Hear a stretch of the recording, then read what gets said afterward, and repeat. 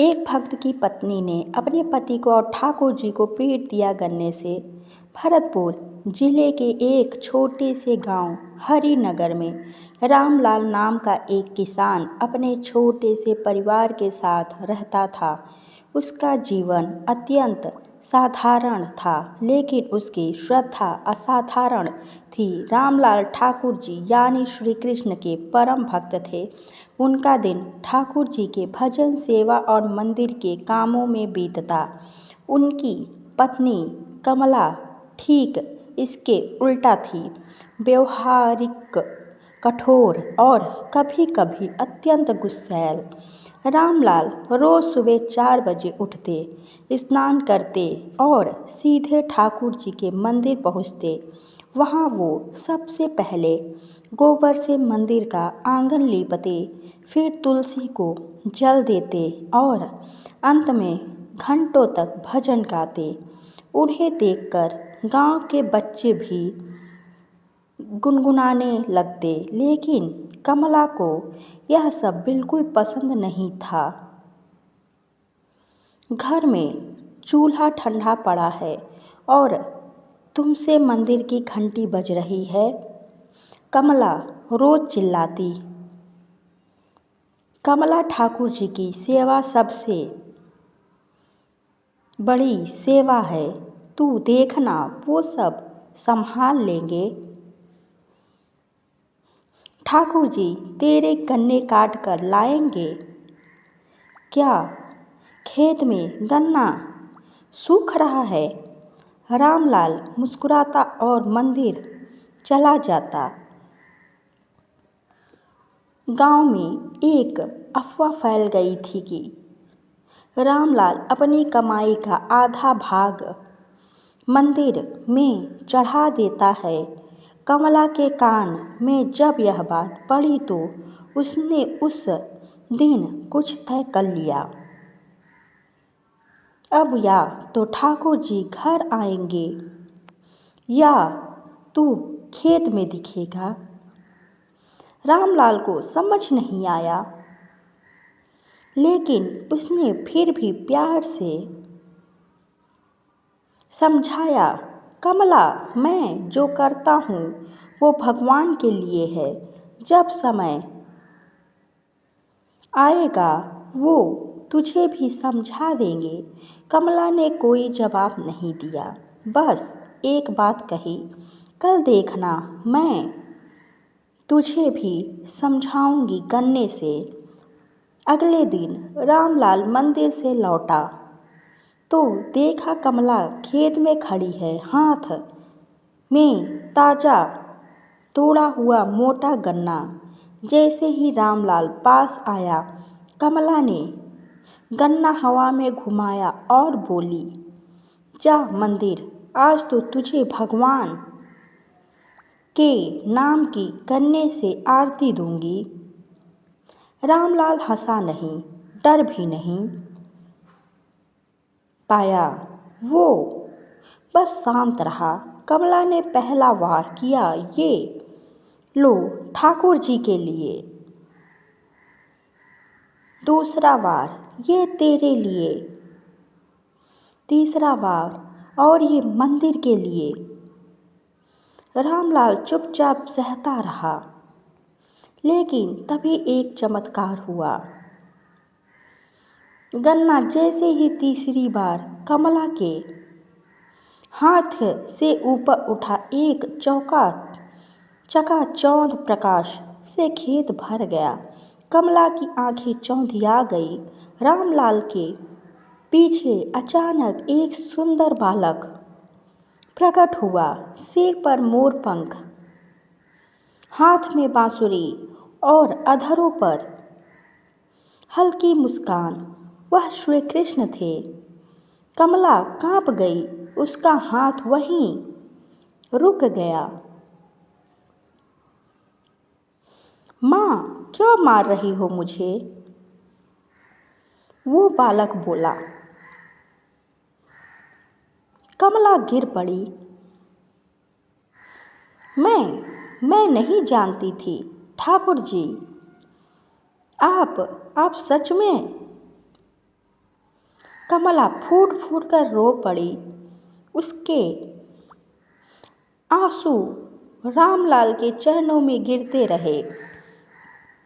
मुझे क्षमा कर दो, मैंने तुम्हें भी मारा और ठाकुर जी को भी। मैं मूर्ख थी। रामलाल ने उसे उठाया और गले लगाया। कमला, अब तू जान गई ना, भगवान सच्चे हैं।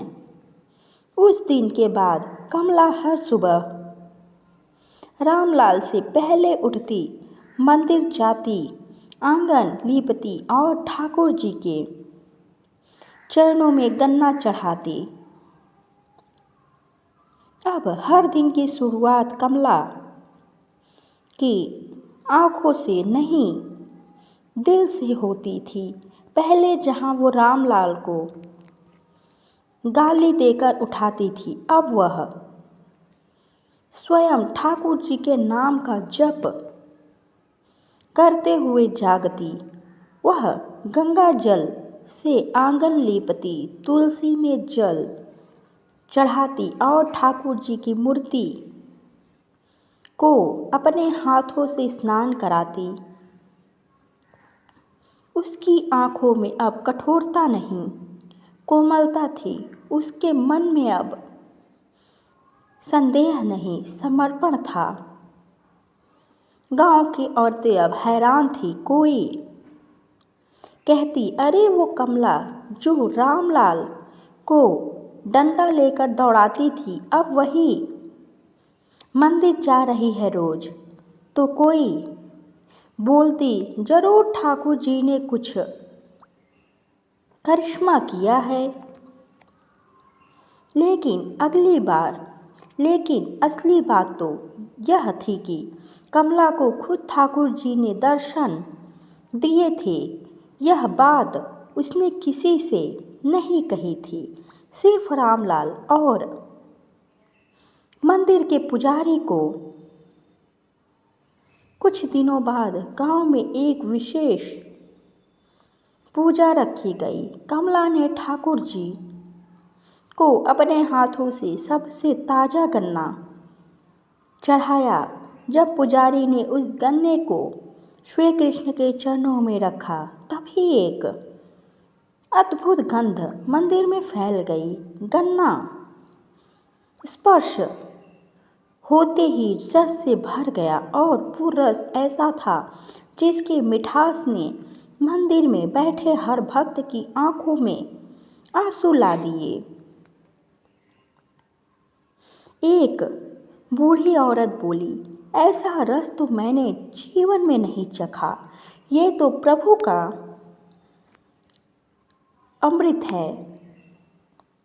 पुजारी ने सबको एक एक बूंद दी और उसी दिन एक चमत्कार और हुआ।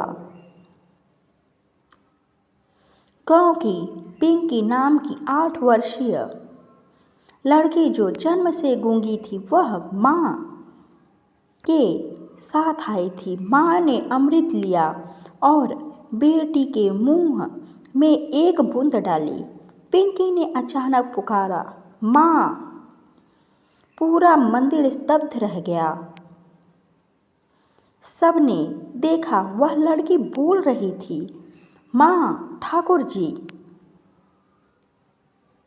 कमला ने वही सिर झुका लिया। प्रभु, आपने जिस गन्ने से मैं मारती थी, उसी से आपने अमृत बना दिया। आप कितने दयालु हैं। रात में कमला और रामलाल सोए हुए थे जब कमला को एक दिव्य सपना आया। श्री कृष्ण उनके आंगन में खड़े थे, पीतांबर में, चक्र सुदर्शन के साथ। माँ, तुझसे जो हो गया वो मेरा प्रेम था। तू अब मेरी सेवा कर और देख, तेरे घर में कभी कोई कमी नहीं होगी।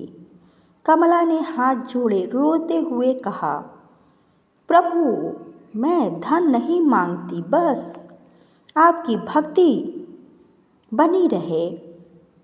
श्री कृष्ण मुस्कुराए, तेरा गन्ना अब मेरी भक्ति का प्रतीक होगा। जब भी कोई श्रद्धा से गन्ना चढ़ाएगा उसका जीवन मीठा हो जाएगा। कमला की आंखें खुली और सचमुच आंगन में एक सुनहरी गंध बसी हुई थी। लेकिन हर चमत्कार के बाद एक परीक्षा होती है। गांव का लालची जमींदार जग्गू सेठ को यह बात खटकने लगी कि ठाकुर जी के मंदिर में इतनी भीड़ क्यों लगने लगी। अब वहाँ लोग दूर दूर से आ रहे थे। उसने सोचा, अगर ये ज़मीन मेरी हो जाए तो मैं यहाँ होटल बना दूँगा, खूब पैसे कमाऊँगा। जग्गू सेठ तहसीलदार को रिश्वत देकर मंदिर की ज़मीन अपने नाम करवाने लगा। जब पुजारी को पता चला तो वह दौड़कर रामलाल के पास पहुंचा। रामलाल जी, ये जग्गू मंदिर को हड़पना चाहता है। कमला को गुस्सा आया। अब ठाकुर जी को कोई छू नहीं सकता। कमला उसी खेत में गई जहाँ से उसने पहले गन्ना तोड़ा था। एक मोटा भारी गन्ना उठाया और बोली, अब अगर ठाकुर जी की रक्षा करनी है तो इस गन्ने को फिर से चलाना होगा, लेकिन अब मारने के लिए नहीं, बचाने के लिए। गांव की औरतें और कुछ किसान उसके पीछे हो लिए। मंदिर की ओर एक जुलूस चल पड़ा। राम नाम की ध्वनि के साथ जग्गू सेठ मंदिर में नोटों की थैली लेकर खड़ा था। तभी कमला ने आकर गन्ना लहराया, भाग यहाँ से, ये मंदिर तेरे बाप की जमीन नहीं। जग्गू हंसा, औरत तू मुझे रोकेगी? कमला ने गन्ना फटकारा, जिससे ठाकुर जी बोले थे अब वो बोलेगा। जग्गू ने जैसे ही मूर्ति की ओर हाथ बढ़ाया, मूर्ति से तेज आवाज आई, वापस हट जा। सब स्तब्ध। मूर्ति बोल रही थी। जग्गू पीछे गिरा और बेहोश हो गया। कमला गन्ना लेकर खड़ी रही, आंखों में आंसू, ओठों पर मुस्कान। जग्गू सेठ, जो ठाकुर जी की मूर्ति के सामने गिरकर बेहोश हुआ था, 2 घंटे बाद होश में आया। वह कांप रहा था। उसके शरीर में एक अजीब सी कंपकपी थी। जैसे ही उसने आंख खोली, देखा कमला हाथ में गन्ना लिए खड़ी है और गांव वाले उसे गन्ने वाली माई कहकर प्रणाम कर रहे हैं। जग्गू सेठ की आंखों से आंसू बहने लगे। मुझे माफ कर दो, मैं अंधा था, लालच में डूब गया। कमला ने गन्ना नीचे रख दिया और हाथ जोड़कर बोली, तुम मुझसे नहीं, ठाकुर जी से माफी मांग। मूर्ति की ओर देखते हुए जग्गू सेठ साष्टांग दंडवत हो गया और तभी मंदिर की मूर्ति से एक दिव्य प्रकाश निकला। श्री कृष्ण की मूर्ति से एक तेज नीली जैसी रोशनी निकली और मंदिर के गर्भगृह में खड़े सभी लोगों को स्नान करा दिया। उस दिव्यता से हर किसी के दिल में ऐसा लगा जैसे कृष्ण खुद उनके हृदय में उतर गए। फिर आवाज आई, मैं उस औरत से प्रसन्न हूँ जिसने मुझे पीट कर भी मेरी भक्ति को पहचाना। गांव वाले हक्के बक्के। ठाकुर जी बोले, कमला, तू अब केवल रामलाल की पत्नी नहीं, मेरी भक्तों में सबसे प्रिय है। जिस हाथ से तूने मुझे मारा उसी हाथ से तू अब सबका दुख हरेगी। उस दिन के बाद कमला को अब कोई कमला नहीं कहता था। वह बन गई थी गन्ने वाली माई। लोग दूर दूर से आते, जो बच्चा बोल पाता था, जो वृद्ध चल नहीं पाते, जो बच्चा नहीं बोल पाता था, जो वृद्ध चल नहीं पाते थे, जो महिलाएं संतान सुख से वंचित थी, सब गन्ने वाली माई के पास आती। कमला अब अपने आंगन में ठाकुर जी के एक छोटे मंदिर के सामने बैठती। हर दिन वह खेत से एक गन्ना लाती और उसे ठाकुर जी के चढ़ाती। फिर उसी गन्ने को छोटे छोटे टुकड़ों में काट कर प्रसाद के रूप में बांटती। लोग कहते, इस गन्ने से अमृत है। एक दिन एक जवान फौजी आया जिसका नाम था विक्रांत सिंह। उसे कारगिल युद्ध में गोली लगी थी और उसकी कमर नीचे से लकवाग्रस्त थी। बड़े बड़े अस्पतालों ने जवाब दे दिया था।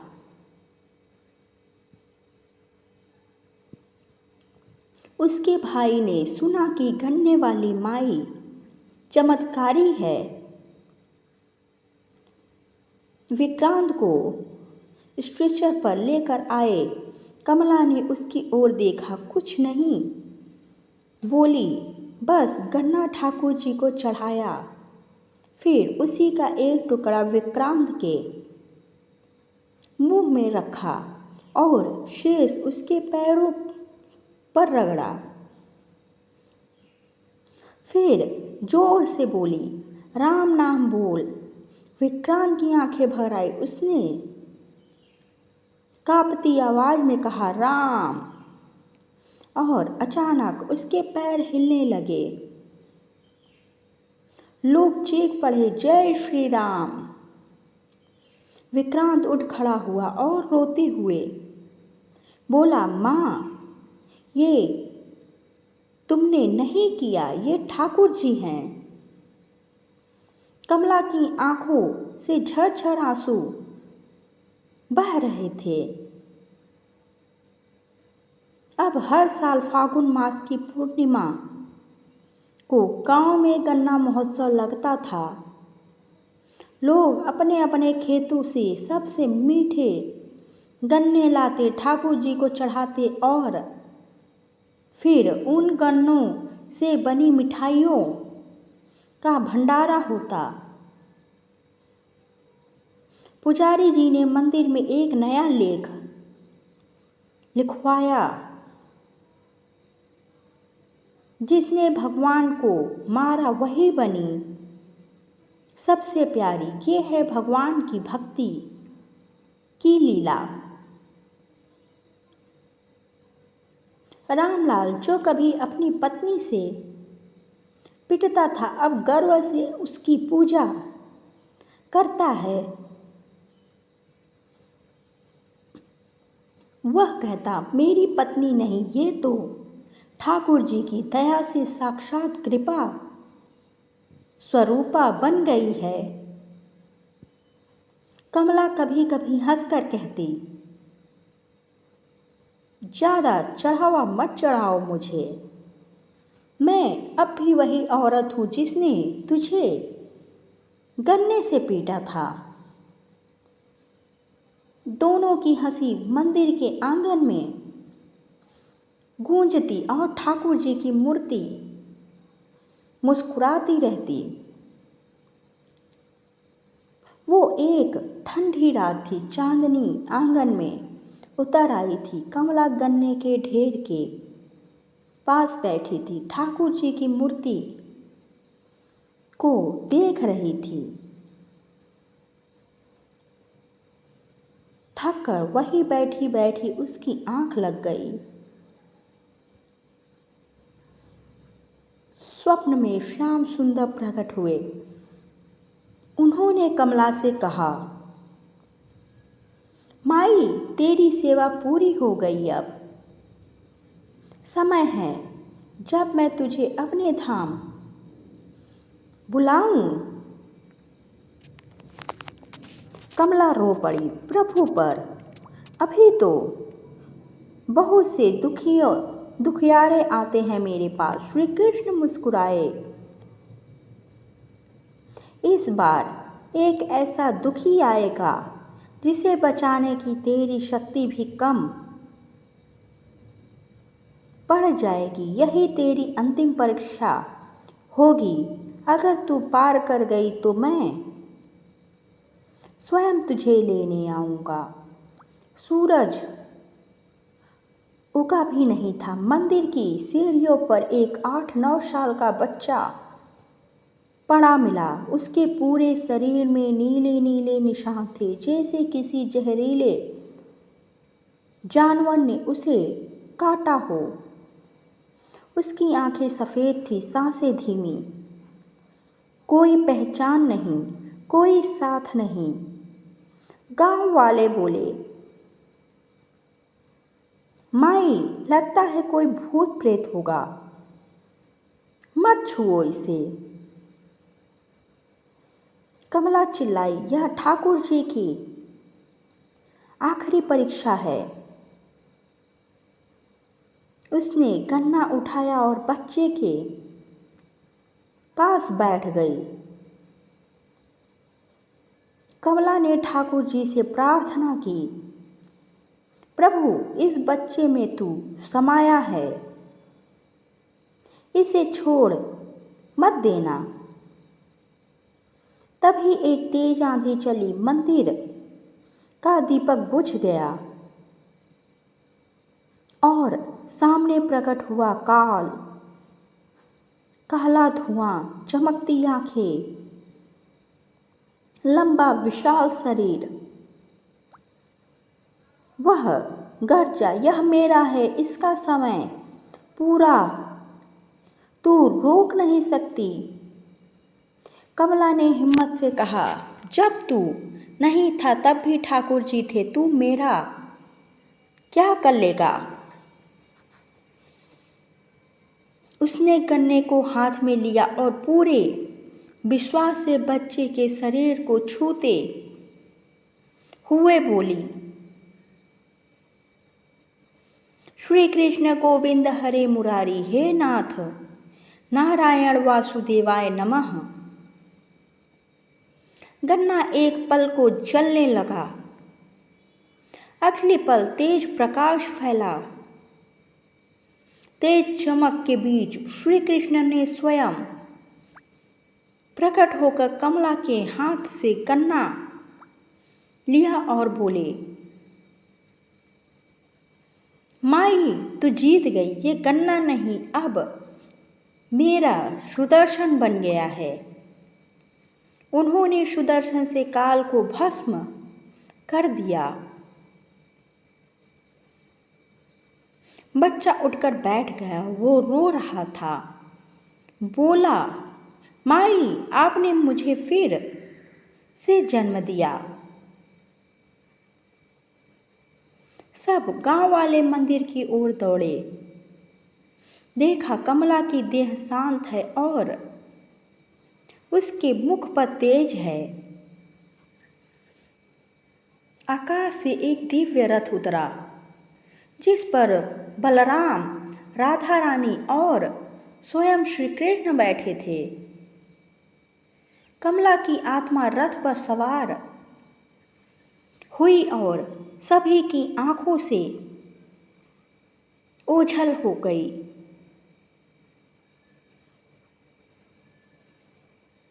बोलो जय ठाकुर महाराज की। अगर आपको ये कहानी अच्छी लगी हो तो कमेंट बॉक्स में जय ठाकुर महाराज, जय श्री कृष्ण, जय राधा रानी राधे कृष्ण अवश्य लिखें।